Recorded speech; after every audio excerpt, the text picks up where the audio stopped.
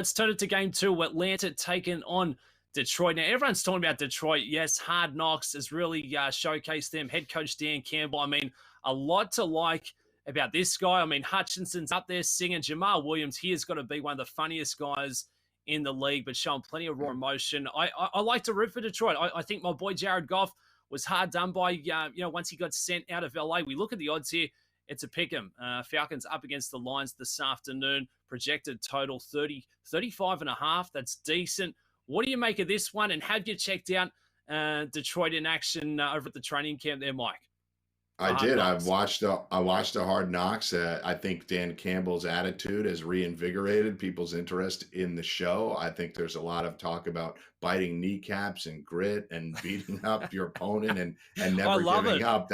It's fun, right? That he has a lot of fun with it. I think what's also really a lot of fun is that this coaching staff is unique. There are plenty of former players on coaching staffs, but we have really notable players on this coaching staff. Aaron Glenn was an awesome player.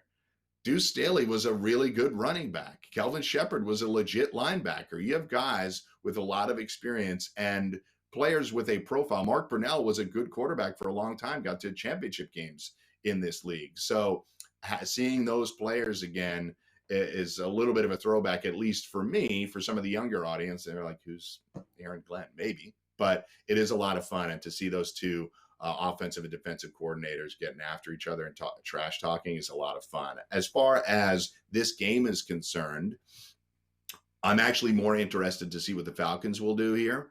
Arthur Smith running an offense with Mariota and or Des Ridder, and I think Desmond Ridder will see a lot of snaps tonight, is what I'm looking for more than anything else in this game. The Falcons are just in a tough position.